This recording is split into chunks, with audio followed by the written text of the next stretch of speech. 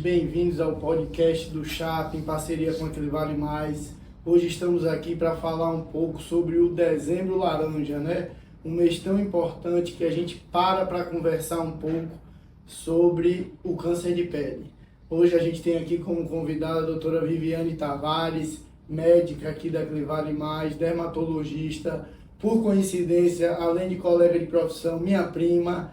E hoje a gente vai bater um papo aqui e eu vou querer, Vika, que você se apresente e fale um pouquinho da importância, por que dedicar um mês ao câncer de pele, né? A importância do câncer de pele hoje na nossa população, enfim, aqui, principalmente aqui na nossa região, né, do Brasil, no Nordeste.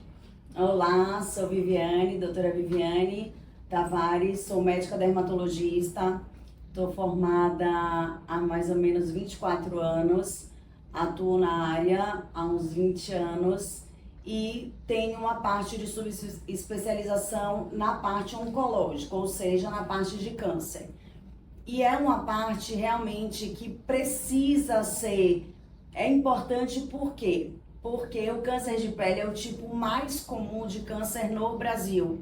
Então a gente precisa dessa prevenção, desse combate. E aí o dezembro é chamado Dezembro Laranja para chamar atenção para todos os fatores, para a prevenção, para o combate mesmo. Porque o diagnóstico precoce é sempre o melhor, né? O melhor caminho. O mês de dezembro, ele é um mês assim que vem chegando aí o verão e tal, então nós estamos expostos ao sol. E aí a gente sempre associa o câncer de pele ao sol. Isso é uma verdade? O câncer está, na maioria das vezes, associado a essa questão da exposição solar, ou não é bem assim? Sim, o câncer de pele está extremamente relacionado à exposição solar, então aquela exposição solar que a gente chama cumulativa, então ao longo de muitos anos, é muito importante. Nós temos alguns subtipos de câncer de pele, né? Então o carcinoma basocelular, que é é o mais comum, só que é o menos agressivo, graças a Deus. Então é o mais curável, diagnosticado precocemente, remover o câncer, a gente tem cura, não precisa de outros tratamentos, como a radioterapia, uma quimioterapia. Um outro tipo de câncer seria o carcinoma escamocelular. Esse já é menos comum que o basocelular, mas um pouco mais agressivo. Então, localmente ali ele pode invadir o tecido, mas não dá muita metástase. Esses dois tipos de câncer, o basocelular e o escamocelular, estão estritamente relacionados, estritamente não, mas estão muito relacionados a uma exposição crônica ao sol. Então, por isso que a gente utiliza tanto no verão esse combate e prevenção, para a gente fazer o alerta a essa exposição. E o terceiro tipo, menos comum, mas o mais agressivo, seria o melanoma, que tem uma participação com exposição ao sol, mas tem uma participação mais genética, uma história familiar. Então, os dois principais, o basocelular e o escamocelular, que são os mais predominantes, os mais frequentes, realmente tem muita relação. E uma coisa assim que é interessante, eu acho a gente chamar a atenção quando a gente fala no basocelular, a maioria das pessoas já conhece, já imaginam que é um câncer de menor agressividade, porém a gente sabe que quando não tratado, ele muitas vezes é mutilador, né? Muitas vezes são lesões extensas, então é importante chamar a atenção de que apesar de não ser um câncer com alto poder de metástase, disseminar pelo corpo, ele é um câncer que ele tem esse potencial de ser mutilador, não é? Então, dependendo das áreas, por exemplo, asa nasal, pavilhão auricular, então aqui na orelha, então tem pacientes que realmente perdem. Então a gente perde um pedacinho do nariz, perde um pedacinho da orelha. Por quê? Porque o câncer realmente demorou, né? Não teve aquele diagnóstico precoce e aí ele tem invasão local e a gente precisa fazer uma ampliação. O que a gente chama de margens ampliadas? A gente precisa tirar além da lesão. Então, nossa cirurgia vai ficar maior e aí a gente tem maior possibilidade de deformidades. Quando você fala do diagnóstico, né, eu acho que esse é um ponto crucial aqui. muitas pessoas elas têm a dificuldade de saber se tem uma lesão aqui na minha pele, o que é que a gente pode passar de orientação para lesões que em casa, seja no próprio paciente ou em algum familiar, que ele tem que ter atenção de que precisa de fato ir ao médico para ele avaliar aquela lesão. Né? Então, uma coisa muito importante, se você nota uma ferida que ela não cicatriza, então tá lá a ferida, saiu a casquinha e ela não cicatrizou, o sinal de alerta.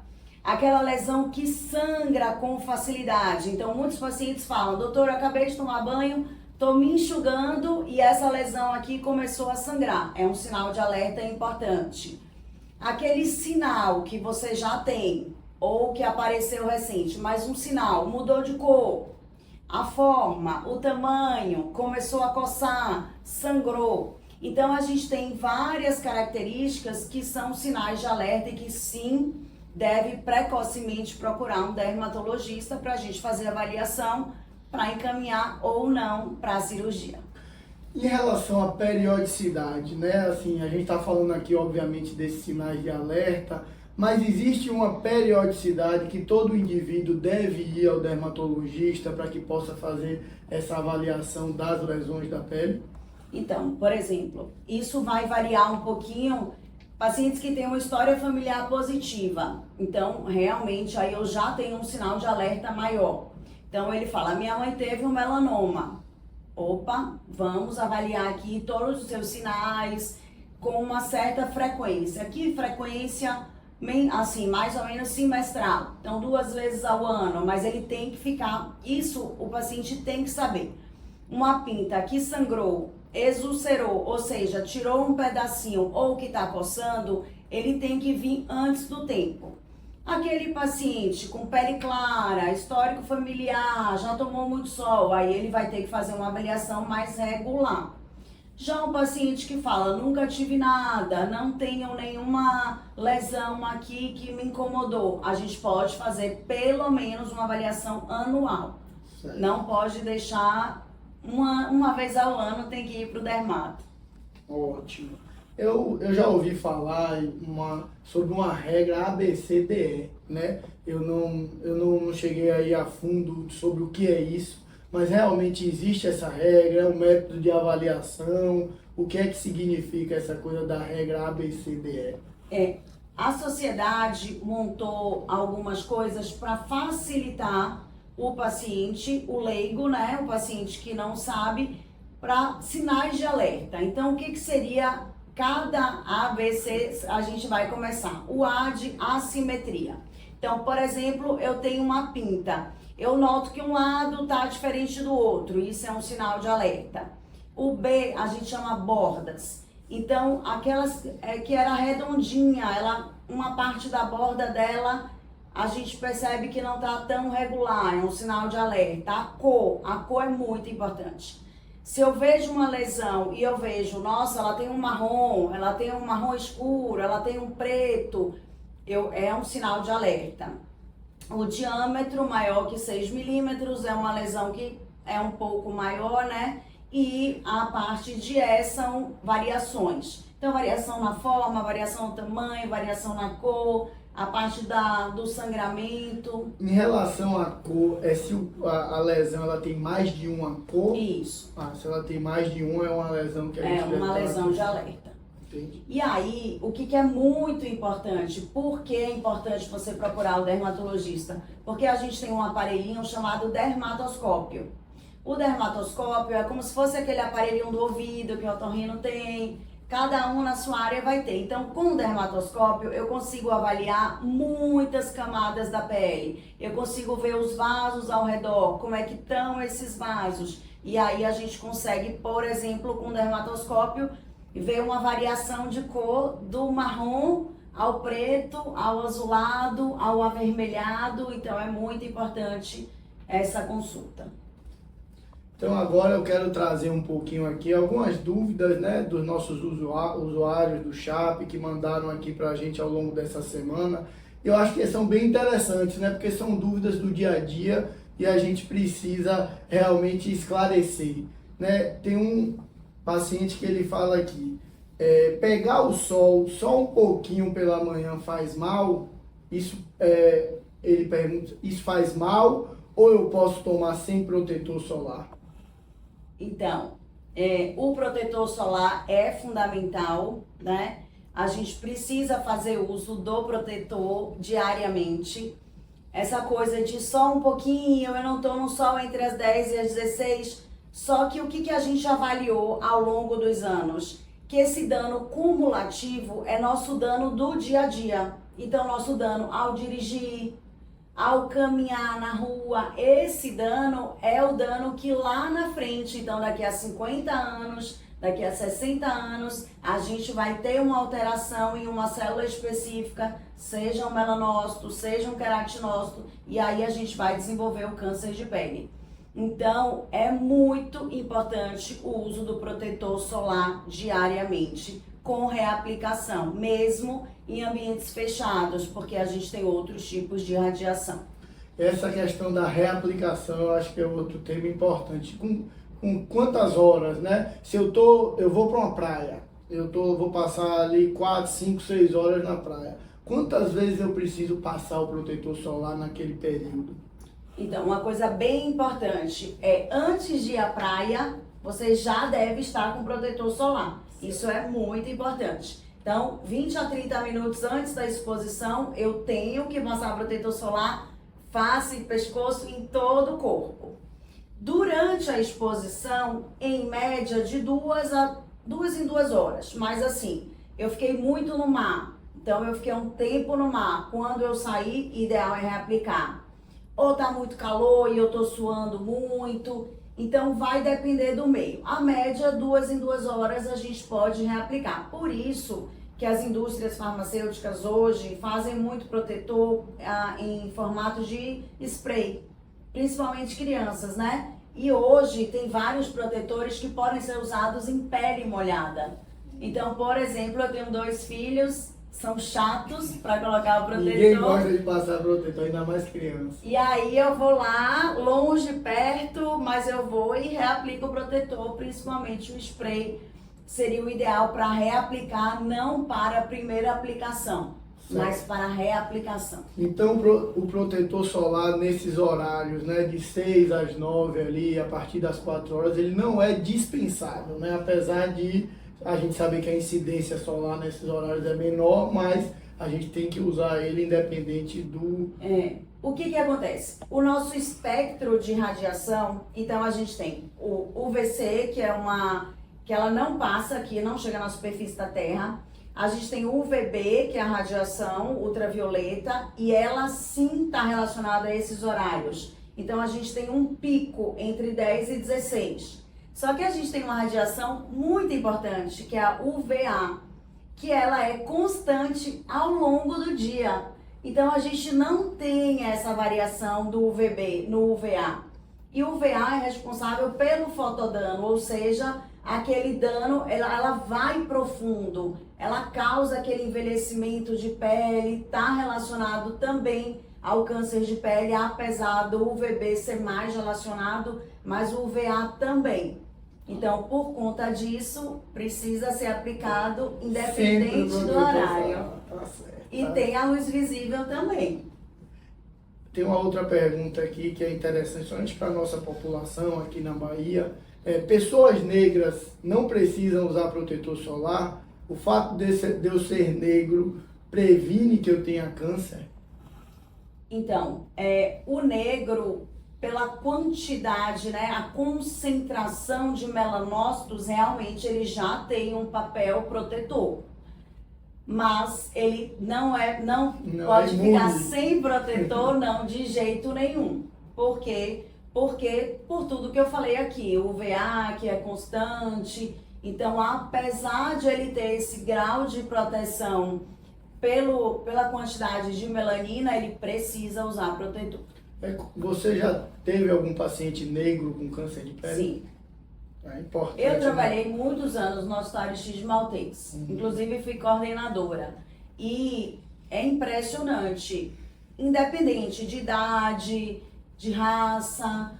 Então a gente é o câncer mais frequente mesmo do Brasil e a gente tem aí uma incidência muito alta. Ótimo. Então, assim, aí ficou claro que o protetor solar é o grande, o nome já diz, É né? uma prevenção É uma grande mesmo. prevenção para que a gente evite, né? Agora tem uma pergunta aqui também bacana, que é sobre o bronzeamento artificial, né? Quando o bronzeamento artificial pode dar câncer de pele, ele é perigoso? Muito.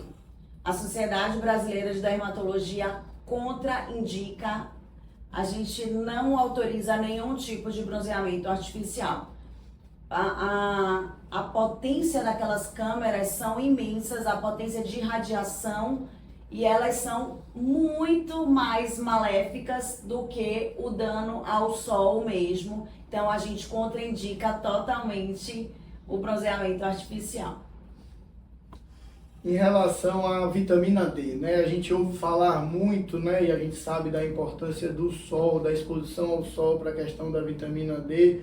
E aí teve um questionamento aqui se o protetor solar, o uso do protetor solar pode atrapalhar nessa questão da vitamina D. Então a resposta é não.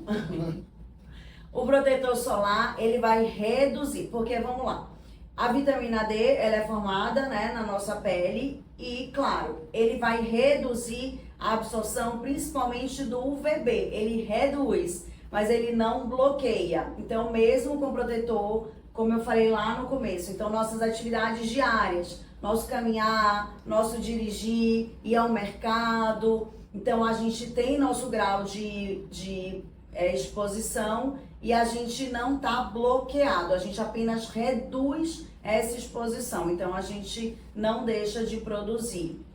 Em caso de déficit intenso, eu tenho vários pacientes que a gente faz multidisciplinaridade com a endócrina. O que a gente recomenda às vezes? Fica 10 minutos sem protetor, por exemplo, em uma área das pernas e deixa lá sua área da perna exposta durante esse tempo, se realmente for um déficit muito importante. Eu acho que isso vale ressaltar para o idoso, né? Hoje a gente tem muito idoso que fica em casa, não tem, que não deveria, o idoso que não pode sair por estar acamado e tal, termina que ele se expõe pouco ao sol, então essa talvez fosse uma solução aí para resolver a questão da vitamina D, que a gente sabe também que não é uma exposição tão grande, né? Uma exposição diária ali, mesmo que pequena, vai resolver a questão da vitamina D.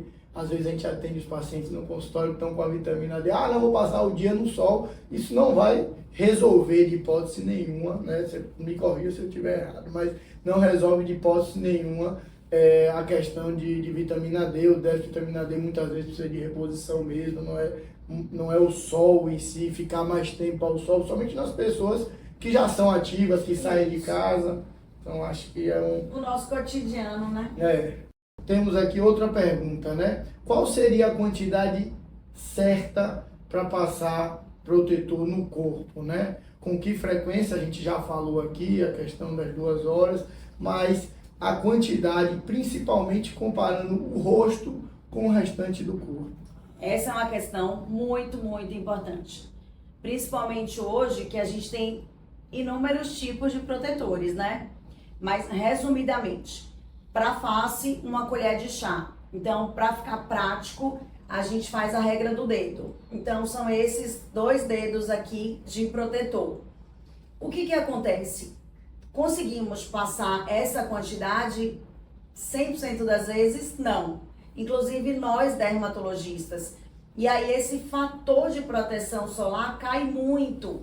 Por isso que a gente fala tanto na aplicação, na reaplicação, e uma coisa que a gente fala também é na utilização de dupla camada. Então, às vezes a gente fala para o paciente, principalmente quem tem melasma, alguma manchinha na pele, vamos utilizar 2 camadas, porque aí a gente consegue chegar próximo a essa colher de chá. Então a gente põe 1 camada de protetor sem cor, daí depois a gente põe 1 camada de protetor com cor.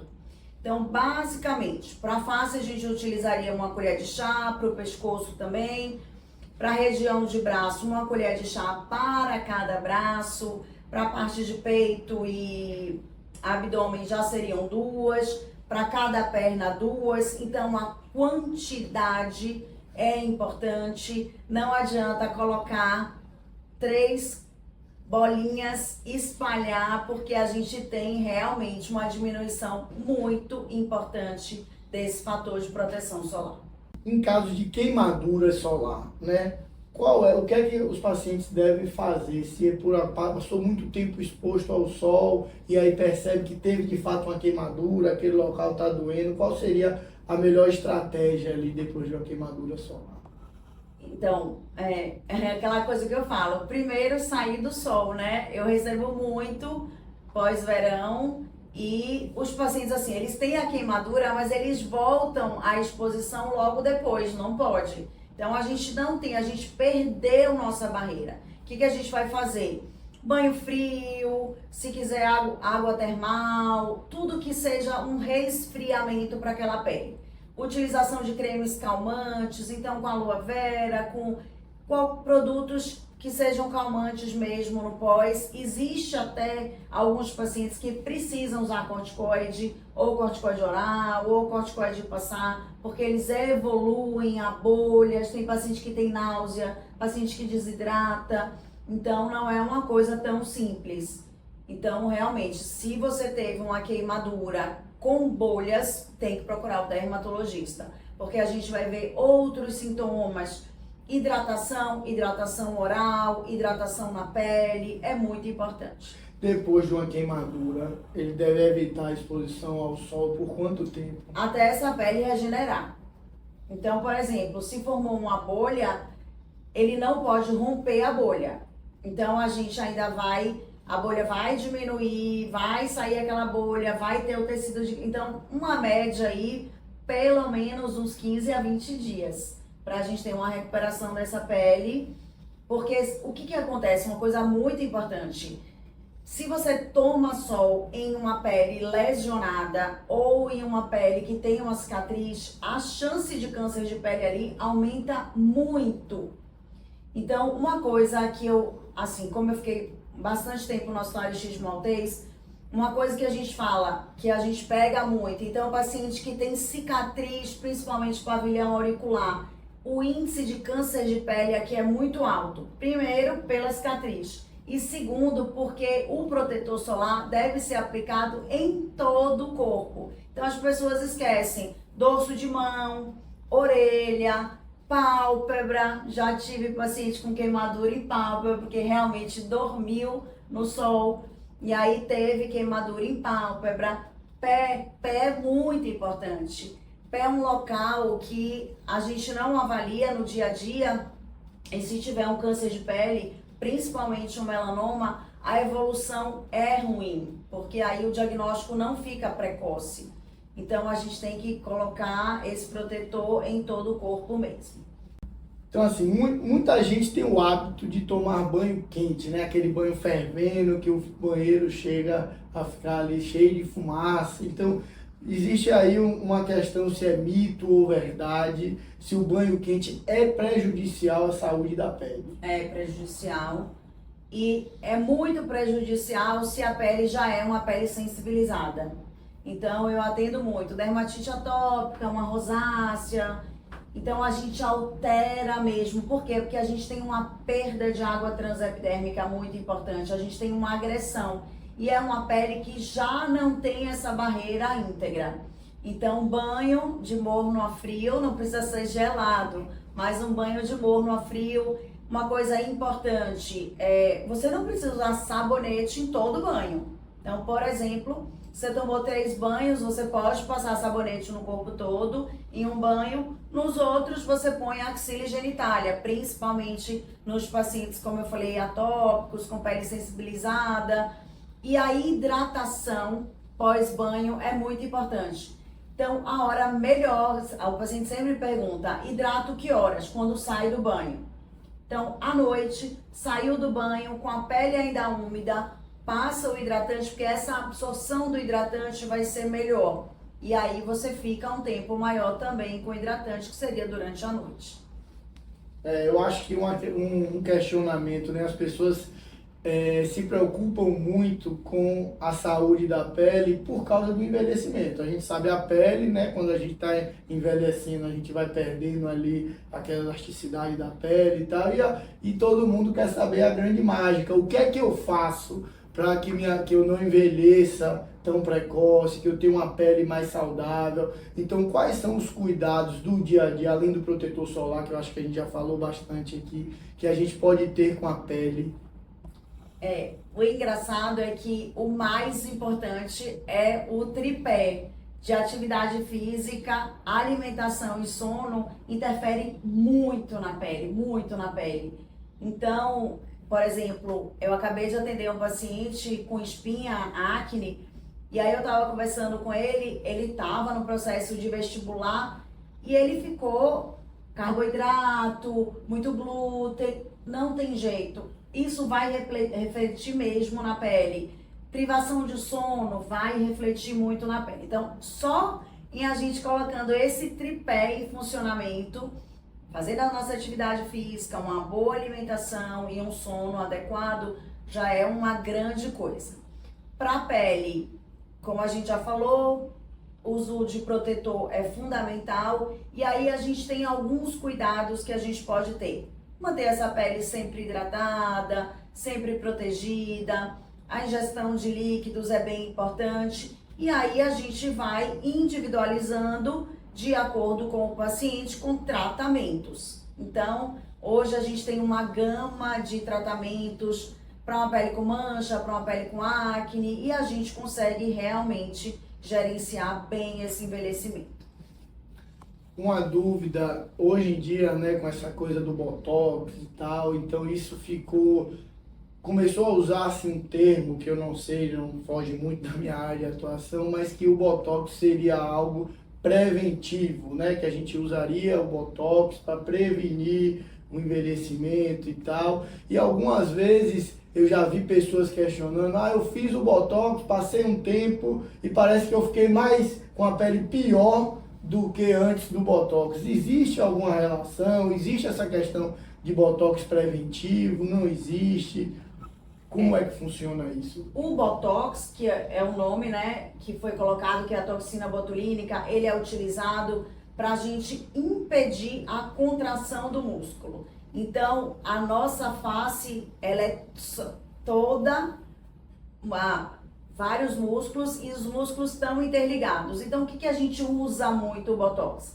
A gente usa principalmente para os músculos depressores. Então, se a gente consegue diminuir os músculos depressores, a gente libera os elevadores, a gente causa esse efeito lift. E a gente vai gerenciando esse músculo. Se a gente coloca uma dose certa naquele músculo, então eu evito aquela formação de vinco forte. Então, aqueles pacientes que tem... Aí o paciente já chega e fala, nossa, doutora, todo mundo fala que eu tenho uma cara de bravo, porque fica com aquele vinco forte, vinco na testa. Então, a gente consegue gerenciar essa musculatura sim. Uma vez que você fez o Botox, significa que você vai sempre precisar do Botox? Não, claro que não.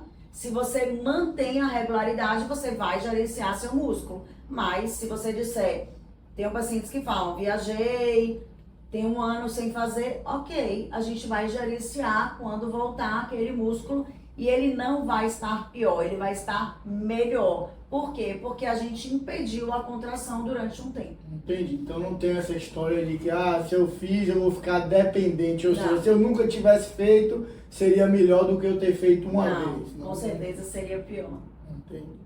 Então aqui mais uma pergunta é se o câncer de pele pode matar. Né? Eu acho que hoje quando a gente fala em câncer, né, tem aquela coisa é uma palavra até pesada, as pessoas têm muito receio, e é óbvio que eu acho que está entre as 3 principais causas de morte hoje no mundo, né, o câncer. Então eu acho que é uma pergunta relevante, se o câncer de pele ele pode levar ao óbito. Infelizmente sim. Então a gente, graças a Deus, a gente tem uma porcentagem baixa, primeiro pelo diagnóstico precoce e segundo, o câncer que mais mata, que no caso foi o que eu falei, o melanoma, que pode dar metástase, ou seja, invadir outros órgãos, a invasão local, então a gente pode ter óbito, pode ter morte, sim, pelo câncer de pele. Existe um período, Vika, do diagnóstico do melanoma, né? Em quanto tempo, mais ou menos, ele já é capaz de metastizar? Isso depende muito, porque, por exemplo, se ele já veio de um nevo atípico, de um sinal que já teve transformação, então, aí realmente a gente não tem um tempo tão grande. Mas aí se é um nevo novo, um nevo que aí a gente já tem, porque a diferenciação, o que é o câncer, é essa proliferação anormal das células. No caso do melanoma, dos melanócitos, que são as células que vão dar cor à nossa pele. Então a gente depende muito desse precursor também.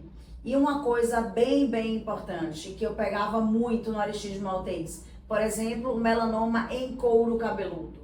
Então a paciente não vê. Quando a gente vai ter o diagnóstico é porque realmente já tem uma protrusão, então já tem um caroço aqui muito grande, e aí a gente vai fazer a paciente, infelizmente, a maioria das vezes tem metástase. Aí a gente precisa de outros tratamentos, então uma radioterapia, fazer algum tratamento, mas às vezes... É bom chamar atenção para isso, né? Eu acho que a medicina hoje, né, seja na minha área, que sou cardiologista, na dermatologia, na urologia, que foi o nosso último podcast, todas as especialidades chamam atenção para prevenção, né? A gente prevenir uma doença é muito melhor do que a gente tratar a doença ou a gente diagnosticar qualquer doença de forma precoce. A nossa possibilidade de resolução sempre vai ser muito maior.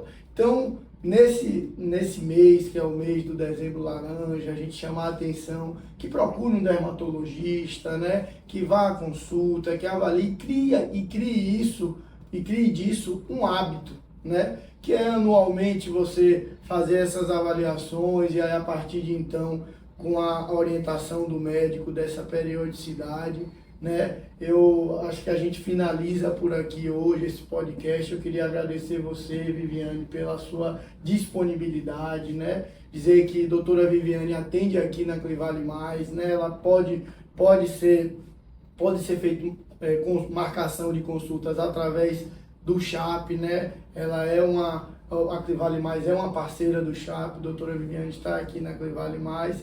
E eu queria pedir a você só que finalizasse aqui hoje falando, assim, sedimentando isso que a gente conversou e orientando os pacientes, né, sobre essa questão da importância da prevenção na dermatologia. Eu acho que é fundamental, essa palavra prevenção é realmente fundamental. Uma coisa que eu sempre falo e é uma coisa realmente importante, cada pele conta uma história, né? E a gente precisa estar atento a todos os nossos sinais, a nossa história. Então, de forma geral, uso diário do protetor, se está em exposição direta, faz a reaplicação. É preciso usar acessórios? Sim, eu preciso usar chapéu, eu preciso usar óculos escuros. Se, por exemplo, sou careca, eu tenho pouco cabelo, eu tenho que usar protetor no couro cabeludo? Sim, eu tenho que colocar protetor no couro cabeludo e tenho que colocar o chapéu. Se você conseguir uma aba maior que proteja o pavilhão, melhor. Outra área muito importante, a área de nuca. Então a gente tem muito câncer também nessa área, principalmente em homens, né? A mulher com proteção do cabelo. Mas essa prevenção, a gente fazer essa utilização, se a gente tem uma história familiar, ter um alerta maior, pele clara, já teve um diagnóstico anterior de um sinal atípico, procure seu dermatologista, que ele vai te orientar da melhor maneira.